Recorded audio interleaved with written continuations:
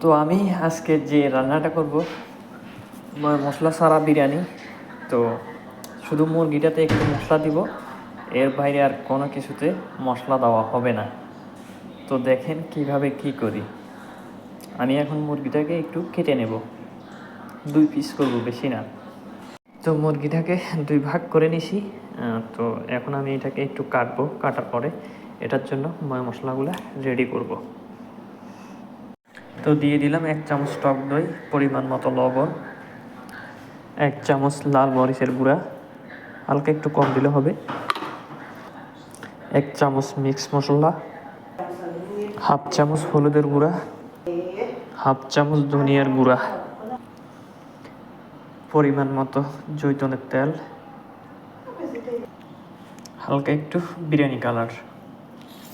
তো সবগুলো উপকরণ ভালোভাবে মিক্স করে নিলাম। এখন মুরগিগুলো দিয়ে দেবো। মুরগিগুলো দিয়ে দিলাম। এখন একটু ভালোভাবে এগুলোকে মিক্স করে আধা ঘন্টার জন্য ফ্রিজে রেখে দেব। তো বিরিয়ানির জন্য আমি 1.5 কিলো চাউল নিয়ে নিলাম। এগুলো এখন আমি একটু ভালো করে পরিষ্কার করে নেব। এটা আধা ঘন্টা ফ্রিজে রাখার পরে এখন আমি একটা সান নিলাম, এখানে একটু জৈতুনের তেল দিয়ে দিলাম মেশওয়াই করার জন্য মুরগিটাকে। তো মুরগিটা দিয়ে দিলাম। বারবিকিউ হবে, বারবিকিউ, এখানে মেশওয়াই বলা হয়, বাংলাতে অনেকে বারবিকিউ বলে, অনেকে গ্রিল বলে।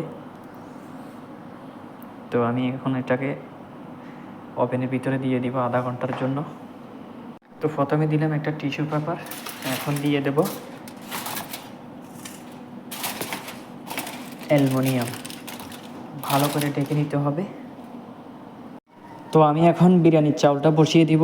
দিয়ে দিলাম সাদা তেল, দিয়ে দিতেছি 4-5টা কালো মরিচ, দিয়ে দিতেছি 4টা এলাচ, দিয়ে দিতেছি 3 পিস দারচিনি, দিয়ে দিতেছি 2টা স্টার, দিয়ে দিতেছি কিছু মিষ্টি জিরা। তো আমার গরম মশলাগুলো হালকা ব্রাউন কালার হয়ে গেছে। আমি চাউলগুলো পানিগুলো ছেঁকে নিয়ে চাউলগুলোকে একটু ফ্রাই করে নেব।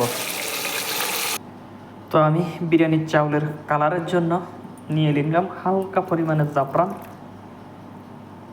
আরও দিয়ে দিব জাফরানের কালার হালকা হালকা দিয়ে দিছি, বেশি দিতে হয় না, হালকা দিলেই চলে। চাউলের মধ্যে দিয়ে দিচ্ছি পরিমাণ মতো লবণ। তো আধা ঘন্টা হয়ে গেছে। এখন আমি অ্যালুমিনিয়ামটা উঠিয়ে নিলাম। এখন উপরের জন্য আধা ঘন্টা রাখবো। তো চাউলগুলো হালকা ফ্রাই করে নিলাম। এখন আমি দিয়ে দিচ্ছি পানি। তো চাউলের পানি অবশ্যই পরিমাণ মতো দিবেন, বেশি দিলে আবার নরম হয়ে যাবে। চাউল থেকে হালকা একটু উপর রাখলে হবে। তো আমি মুরগির জন্য আর চাউলের জন্য 2টা কয়লা করে নিচ্ছি।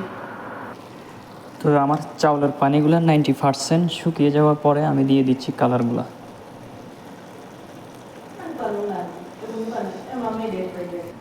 তো কয়লাগুলো পুরানো শেষ।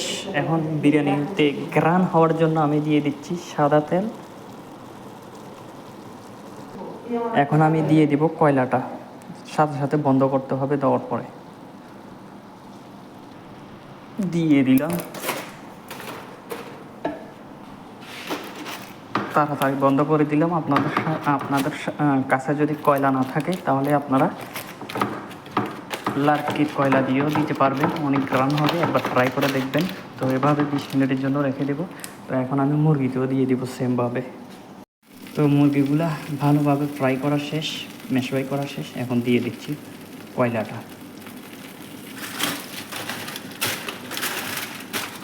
এখন খাবারের জন্য পরিবেশন করব। মাশাআল্লাহ, দেখেন একটা চাউলও ভাঙে নাই। তো মুরগিও লাল লাল হয়ে গেছে। তো আজকে এই পর্যন্তই আমার ভিডিওটা যদি ভালো লাগে অবশ্যই একটা লাইক, একটা কমেন্ট, একটা শেয়ার করে দেবেন। আর অবশ্যই জানাবেন ভিডিওটা কেমন হয়েছে। আজকের জীবনের ফার্স্ট রান্না এটা আমার, আজকে 5 বছরের ভিতরে। এর আগে এরকম কখনো রান্না করি নাই।